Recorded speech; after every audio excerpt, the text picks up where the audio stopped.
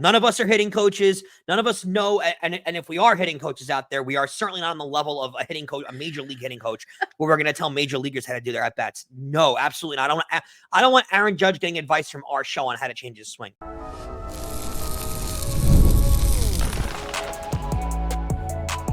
You are Locked On Yankees, your daily New York Yankees podcast. Part of the Locked On Podcast Network, your team every day. Welcome to Locked On Yankees, which is part of the Locked On Podcast Network, your team every day. Thank you for making us your first listen every day. I'm Stacey Gotsoulias. From brakes to exhaust kits and beyond, eBay Motors has over 122 million parts to keep your ride or die alive. With all the parts you need at the prices you want, it's easy to bring home that big win. Keep your ride or die alive at ebaymotors.com. Eligible items only, exclusions apply, and eBay Guaranteed Fit is only available to U.S. customers. With me, as usual, my co-host, Brian McKeon. It's Fanmail Friday. That's something to be excited about. The Yankees certainly didn't give us an opportunity. No, they did not. Coming up on today's show, we're previewing the pitching matchups in the Yankees series against Detroit. And we're going to answer Fanmail Friday questions. But first, we're just going to go through three quick things about the Yankees' loss on Thursday afternoon in Baltimore. One, it was hot. It was like 91 down there today. I didn't realize how hot it was supposed to be here either, because it was 80 by my house. So I was like, oh. Well, and that harbor, too, makes it worse during the summertime. It is so disgusting. Yeah, it is so disgusting. I went once, I told you, when I found Giambi's home run spot, but it was 86 degrees at game time. It was a 7:00 start. Yeah, it feels like 112. Yeah, like dripping in sweat before I even got to my seat. I had to go into the bathroom and towel myself down because it was too hot. It was gross. But lovely ballpark, really wonderful. I met Boog Powell at his barbecue spot in center field. It was a lot of fun, and I highly recommend it if you haven't been to Camden Yards yet. What are you doing with your life? Because it's one of those ballparks you need to go to. Look, like honestly though, you really no, I agree. Yeah. So the offense struggled again. Womp womp. So did Rodón.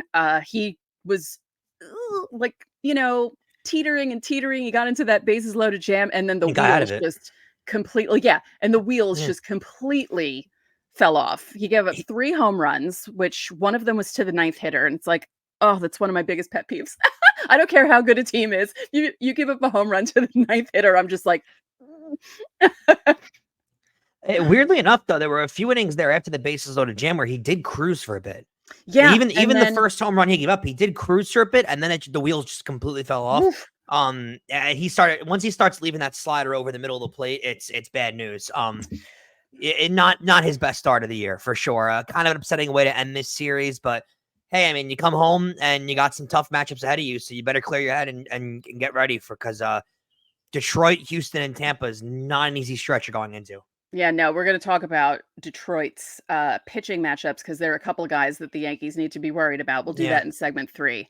So that was an ugly ending to a not so great series. They lose 3 out of 4, but they're only a game behind. It's fine. It's May 2nd. So everyone, all right. When we're recording this, it's May 2nd. When you're watching this, it's May 3rd. So everyone just calm down. And we may have to calm down some people in our Fanmail Friday questions. You'll see. Yep. You'll see. Okay, so first up, as always, insider questions. And as always, we have Betty, but this isn't a question because her comment says, so I've been at my daughter's helping out after the birth of her 3rd baby, a positively perfect, adorable little boy. Didn't get to watch a single Yankee game. My question, do I get a pass this week and retain my tried and true status? Of course you do. And congratulations on the baby. And we have an insider grandbaby. That's so exciting. No, congratulations on the baby. Make sure the baby subscribes and likes the podcast. Yes. Congratulations. Very happy for you. You don't lose your status for taking care of your family. No. I will not sit there and say that. Although I'd like to be the guy that I do have a very, very, very strict set of rules for keeping your fandom. Taking care of your family when a new member joins is one of the ones I'll give you a pass on. Oh, good. Okay. Yeah. We'll get into that more in future episodes because I have a very, very strict bar on what considers you like a true fan or not. But that's one of those ones that I'll give you a pass on. Okay. You want to read the next one? Oh, sure. Yeah. This one's from Ruben. So I guess Holmes can be used for over 1 inning in Baltimore, but not Milwaukee. You're speaking my language, Ruben. Granted, Baltimore is a divisional rival, but what do you think about the use of Holmes against teams outside the division, especially if he is well rested? Yeah, a lot of people in the comments were saying it was because it was Baltimore. Milwaukee isn't a rival. But my thing is, it shouldn't matter. You're Exactly. looking for the win in Milwaukee, and you're not going to get the win with a guy who was DFA'd like 7 times. I felt the same way because and it annoyed me more because I read through the comments today and I saw a ton of it was overwhelming the amount of comments that were like, oh, it was because it was Baltimore. You guys do realize that the Baltimore record only matters if you're exactly tied with them in a record. If you have more wins than Baltimore, you win the division. Baltimore can go, what do they play? 13 games now? They used to play 19. Yeah. Baltimore can go 13-0 against the Yankees this year. Now, they won't because the Yankees won yesterday, but you got my play the game with me. Baltimore can go 13-0 against the Yankees this year. If the Yankees win 100 games and Baltimore wins 99, the Yankees still win the division. Right. So it really does not matter as much. Overall wins matter more. Now, yes, if it goes to head and they're tied, the Yankees would want that win. Sure, I get it. I hear what you're saying. But overall wins matter more, and you're going to play more overall games against other teams than you are against Baltimore. So go get every single win possible. I'm going to talk about this game for the next month because that Friday, I know it's a random Friday in Milwaukee in April. That game is going to annoy me for a month straight. I can guarantee you. You're not the only one. There are other people who were just as annoyed. There's there's a split. It's the inconsistency. It's the inconsistency is what bothers me. If this was a Boone thing where no reliever ever goes 1 inning plus, I'd live with it because that's his style. So I can live with that. What I can't live with is the complete and utter inconsistency of when do you throw an extra inning? When do you give him 2? When do you give him 1? And week to week, that's what annoys me. Yeah, I agree. All right, next one from Eric S., another insider. Do you think this series loss cements the Yankees as a wild card team? No, Eric. it's May 3rd. Eric, come back to us, please. I mean, it's a month in, Eric. There's 5 more to go. Come on, buddy. I mean, really, we know that Baltimore was predicted to be the leader in the AL East. They won over 100 games last year. They're projected to be good this year too. But anything can happen. And relatively, it shouldn't surprise you that they lost 3 out of 4 to Baltimore. Baltimore's a really good team, and they went through the heart of their pitching rotation. Right. So it's really not that surprising. But also, Eric, you're not going to determine wild card teams and division winners right now. The Yankees can go off and win 15 of their next 17, and then they're 10 games above Baltimore. You just don't know. You don't know who's going to get injured later on in the year. I mean, how many years have we seen the Yankees go through devastating injuries? That can't happen to Adley Rutschman. That can't happen to Ryan Mountcastle. I mean, you just have no idea. So, yeah, don't get ahead of yourself there. Right. Hi, Stacey and Brian. What pitch do you think is dominant in the majors right now? I still think it's a fastball. Insiders rule. That's from David F., one of our best insiders. Stacey, go ahead. I mean, I guess, right? The really hard, because, the fastballs that are being thrown now are just a lot harder than they were. But there is a lot of, there are a lot of sick pitches. We'll go back to Holmes, what he looked like against Baltimore the other night. Some of those. I think it depends on the guy throwing the pitch, because different guys have different levels of filth attached to their pitches. Luis Gil's fastball is much more effective than, I'll use Carlos Rodón, one of the better pitchers in the league, but Gerrit Cole just throws a straight 101, go ahead and hit it. Yeah. Whereas Rodón uses his other pitches to set his fastball up. So while Gerrit Cole's actually throwing 101 miles an hour and saying, go ahead, hit the ball, Rodon's throwing you slider, changeup in great locations to the point where the fastball appears like it's 110, but really it's coming at you at 96. It depends more on I don't think hitters are so good in baseball now. I really don't think it's necessarily about the specific pitch that's unhittable. It's where you throw it and what part of the count you throw it in. That's what really makes certain pitches unhittable. There are certain, Mariano Rivera's cutter was the most unhittable thing because guys talk about the time that it cut. It didn't move till exaggeratingly late in the at bat where you weren't even ready to swing at this thing. And when you were, it was running away from you. But more dominant pitches, I think of Soroka's fastball. one of the better ones in the league. I think of Kershaw's curveball. Oh, yeah. Right? Like some of these pitches that these guys have of sweeping motion, right? Aaron Nola's slider that just runs away from you. There's so many guys with just absolute filth in the league. It's really hard to pinpoint on one guy and one pitch. I'll say this, though, to your question. Of the fastballs, the pitches will never go away. Right. There are pitches that come in and out of the league and you see more of and less of. Now we're more in a cutter era. You'll never see the fastball go away, ever. Right. I agree. We're going to move on to the next segment because time is a-ticking. Don't forget, subscribe to this channel, hit the like button on our videos, hit the notification so you know when our videos go up.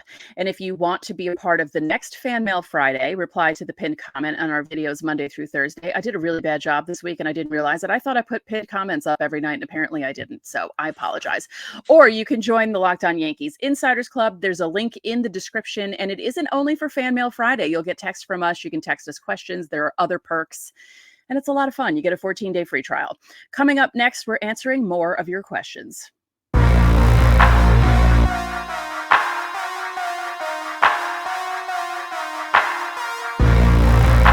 Passion, drive, and patience, the formula for winning championships, is also what keeps your ride or die alive. eBay Motors has everything you need to maintain your vehicle and level it to peak performance. Superchargers, roof racks, exhaust kits, LED headlights, and more. Whether you're into speed, power, or style, eBay Motors has you covered. With over 122 million parts for your number one ride or die, you'll always find exactly what you're looking for. And with eBay Guaranteed Fit, your part is guaranteed to fit your ride every time or your money back. Because with eBay Motors, you're burning rubber, not cash. With all the parts you need at the prices you want, it's easy to make your car the MVP and bring home huge wins. Keep your ride or die alive at ebaymotors.com. Eligible items only. Exclusions apply. eBay Guaranteed Fit only available to U.S. customers.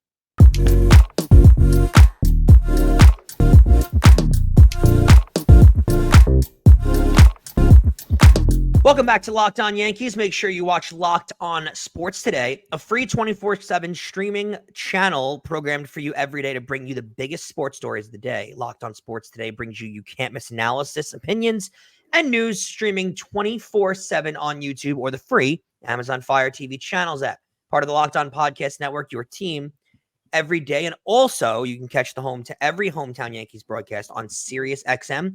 Just download that SiriusXM app and search the word Yankees. We're getting to more of your Fan Mail Friday questions, and we head to YouTube to get some of the questions we had listed on there. Stacey, this one comes from RY Kia Channel 9317. Love your name, RY. Houston Astros making panic moves by calling up the number one prospect 13 games into minors played.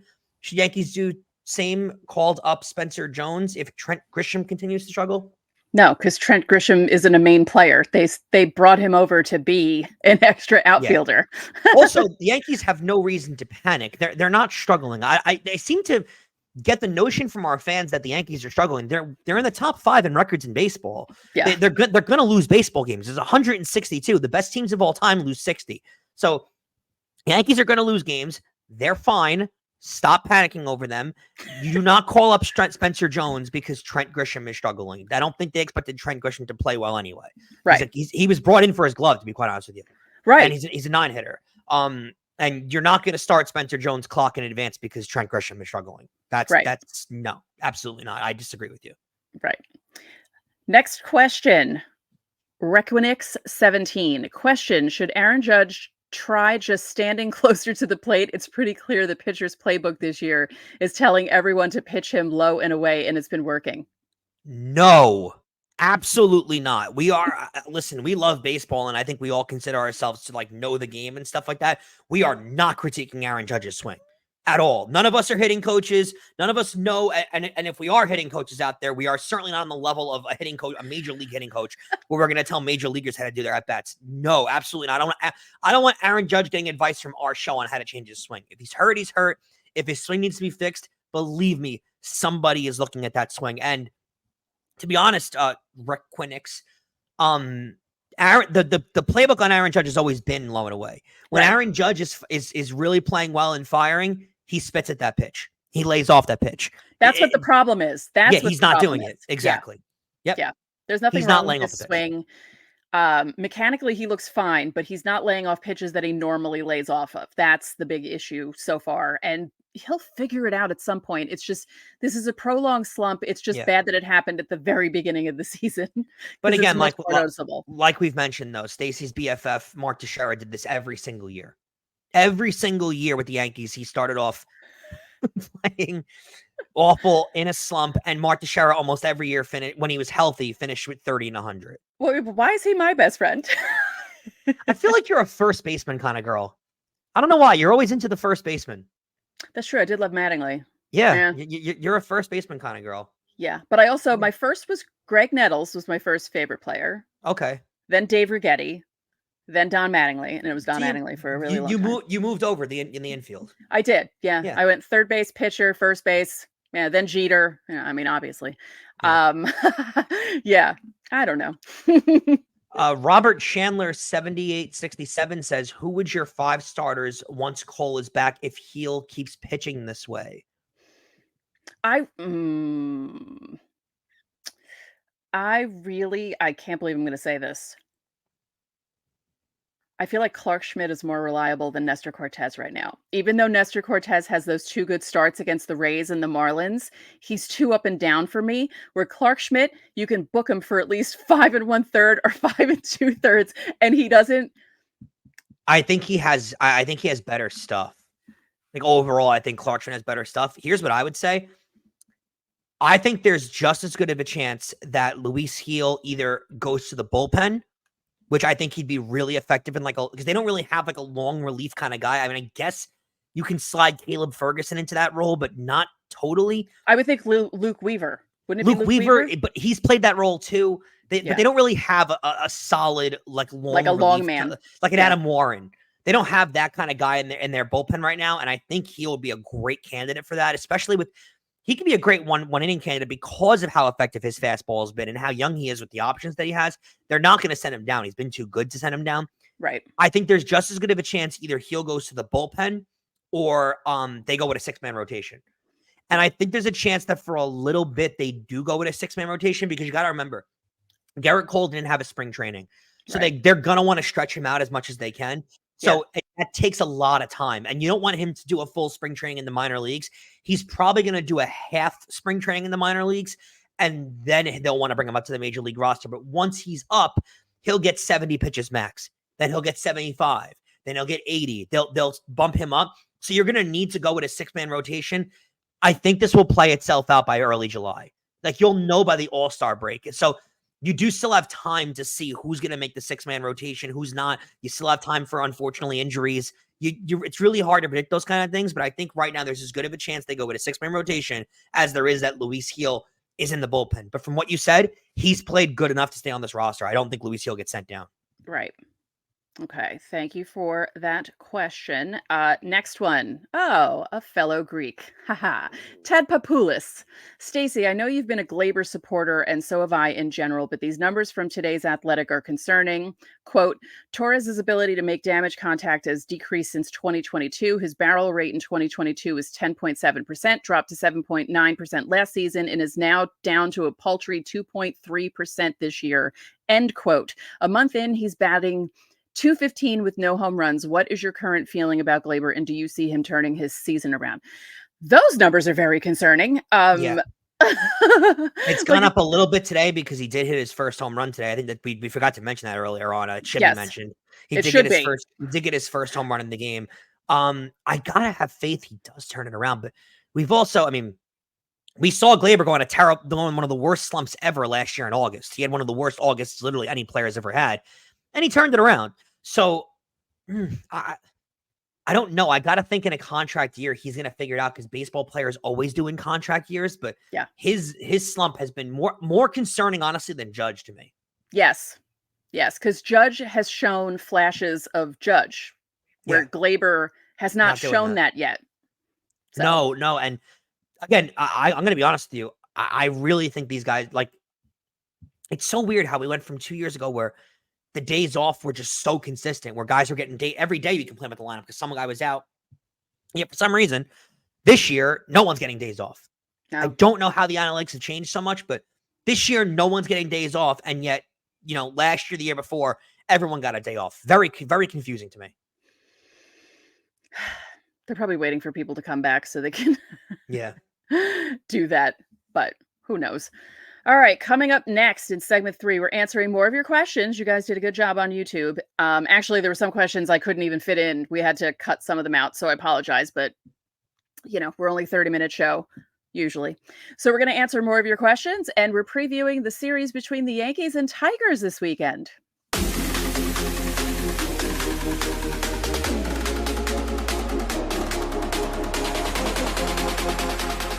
Baseball season is already a month old, so don't miss your chance to add your favorite players from the diamond in your prize pick entries.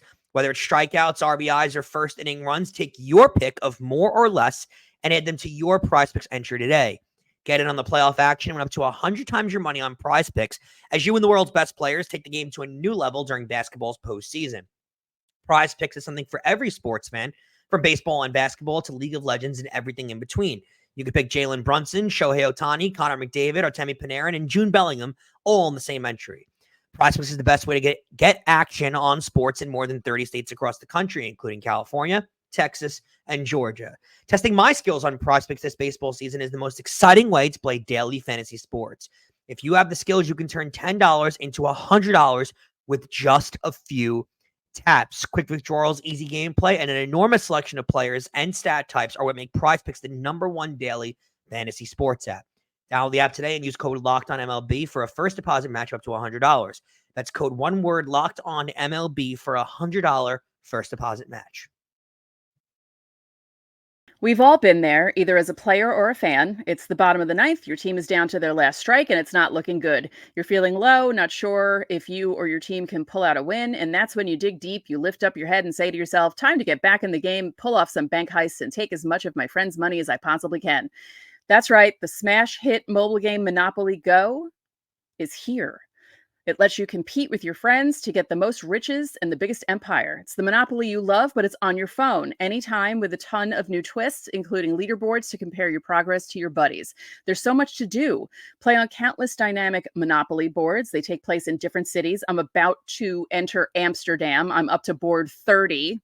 That shows you how much I've been playing this game. You make your friends bankrupt by smashing their landmarks with a wrecking ball. You can charge other players rent for your iconic properties. You can even work with your friends to crack open community chests. And there are tournaments where you get extra rewards and you can climb the leaderboard. So get back out there, put on your game face, and download Monopoly Go. Now free on the App Store or in Google Play.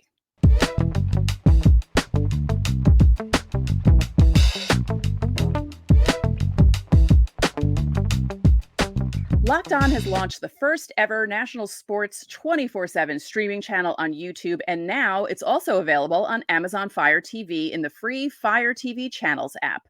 Locked On Sports Today is here for you 24/7, covering the top sports stories of the day with the local experts of Locked On, plus our national shows covering every league. Find Locked On Sports Today, now available on the free Fire TV Channels app. 2 more questions from YouTube. The writing is so small on this. I can't see because I'm old and I need new glasses. Hold on. Would you like me to read? I can zoom in on my iPad. It's really fancy. I know. I should be able to zoom on this. Oh, and I could see it. Okay. This comes from Gold Cool 5, cool spelled with a K. Oh. Who do you think is the spark for this team offensively and from an energy standpoint? I believe it's Verdugo. I realize there's other factors at play, but the second he misses a few games, they can't score. What are your thoughts? That's actually a really good question. I think, honestly, I think the easy answer is Soto because he just does so much out there. But Verdugo feels like an energy bug. He really does bring a swagger to the team and energy. He is a solid hitter. He puts together productive bats. I really, really like that answer. I think Soto gets it over Verdugo, but slightly. And I think an honorable mention should be Anthony Volpe. Yeah. With the type of year that he can have, and then he's had a really good year this year, honestly. Well, how about this? Soto is the spark offensively. Verdugo is the spark energy-wise. Yeah, I'd agree with that. I love what Verdugo's added to this team. I think it's sneakily a really, really solid pickup that Cashman had this offseason. Oh, yeah. I know people were upset because of the whole Yankee Red Sox thing and because of stuff that happened with Verdugo and the fans. And it's like the fans don't care. Once he starts hitting, they're not going to care. Yeah. Come Yankee here and hit. It's the ultimate deodorant. Yep. At Bear23462 says, I was viewing your podcast this morning. It's a great show. I agree. You mentioned the movement on Gil's fastball, which is coming from the spin rate. Many of the pitching experts are attributing the epidemic of elbow injuries to high velocity of fastballs and high spin rate. Gil has already undergone Tommy John surgery. Do you feel as Gil progresses throwing more fastballs as a starter that he has at risk of another UCL injury? I hope not. No, I actually think he's at less of a risk because a lot of guys, believe it or not, come back far stronger from Tommy John, not the other way around. You're at much less of a risk after having Tommy John surgery than you are when you haven't had it at all. So the guys that you're more scared of to be at risk of Tommy John are the guys who have never had an elbow surgery. Like, you're terrified of Gerrit Cole, which I hate to say that, but like that's who I was terrified of when I heard the news of the elbow soreness early on in the year because he's never had a Tommy John injury. Right. And the science behind this, and it really is true, is a lot of these pitchers are throwing breaking pitches, looking after high spin rates starting in high school now. So they've got all this mileage on their arm through high school, through college, through the minors. And then once they get to the major leagues, that all this mileage is on your arm. The Tommy John surgeries now are so effective that your elbow ligaments actually come back stronger. That's why you see a lot of guys come back and their velocity is higher than it was. Their spin rate's higher than it ever was because their repair is so good now. It's as if you have a brand new elbow. So your ligaments are all brand new. You're almost like Henry Rowan Gardner. Yeah. You're essentially more scared now of guys who haven't had the Tommy John as opposed to guys who have had it. So I think him having the Tommy John actually gives me more confidence. Yeah. That's at least how I feel about it. Yeah. Let's hope nothing happens. Okay, it's series preview time. Yay! So the Yankees are facing the Tigers for the first time this season. Friday night start, Saturday afternoon start, Sunday afternoon start. We're going to see Stroman, Schmidt, and Cortez in that order. Stroman is facing Reese Olson, who's 0-4 with a 3.18 ERA. So that seems like that's a bad luck kind of thing happening there because the ERA is good and he's 0-4. Yeah. His last start, 7 innings, 3 hits, only 1 run, 3 walks, 8 strikeouts. He lost to the Royals. So yeah, that's a bad luck kind of a thing. Stroman against Milwaukee, the no decision in that game, 4 innings, 6 hits, 4 runs, 5 walks, 4 strikeouts. Not a great start from him. Just had his birthday. Maybe he's feeling good. He's also back home. He feeds off the energy of the Yankee Stadium crowd. So hopefully that'll help him on Friday night. Would like to see Stroman have a nice bounce back start because he struggled in the last start and Reese Olson, the Tigers don't score for him. So let's hope they don't score for him again and the Yankees can put up some runs. Right. Saturday afternoon, a 1:05 start. Clark Schmidt against Casey Mize.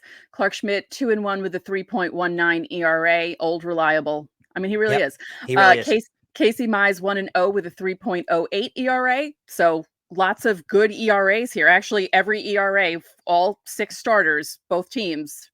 Under 4 and good. Mize's last start against Kansas City, 5 innings, 6 hits, 2 runs, 0 walks, 2 strikeouts, a loss.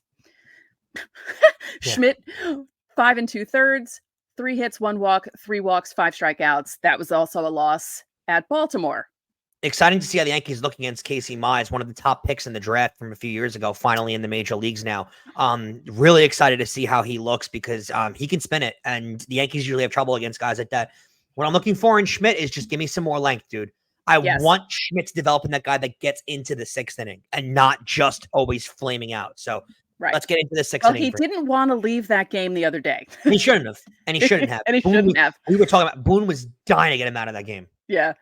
And then Sunday afternoon, Nestor Cortez looks to bounce back from his last start, which was one of those, it was fine, then it wasn't. Kind of starts. He has the task of facing Tarek Skubal, who is, holy cow, 4-0 with a 1.72 ERA, 1.72 ERA. So he's been amazing so far this season. Cortez, the last start, 6 innings, 8 hits, 4 runs, 2 walks, 5 strikeouts against Baltimore, a loss. Skubal, 7 innings, 4 hits, 1 run, 1 walk, 6 strikeouts.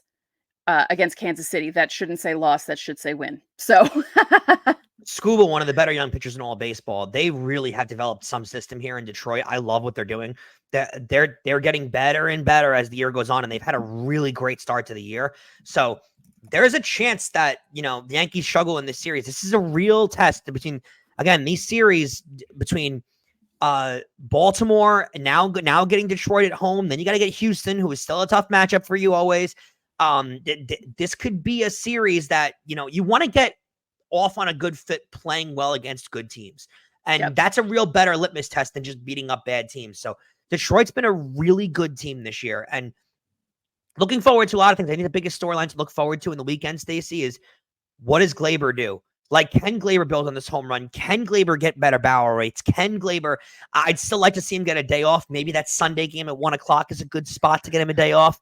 But regardless, I want to see Gleyber Torres have better at-bats and start to build on his Baltimore home run. Yep, I agree with that. I'm just afraid that Boone is going to think, well, Monday's an off day. He could be off that day. He's not going to give him a day off. But you never know, because Boone has given guys days off before an off day. He's often looked for that opportunity, actually, to give the double day off so you get 2 days in a row. But also a 1:00 game, you're kind of already getting a day and a half off. Right. So we'll see how Boone plays that. I don't even think Boone knows how he's going to play that. So right. And if he plays it one way this week, be sure he'll play it a completely different way the next week.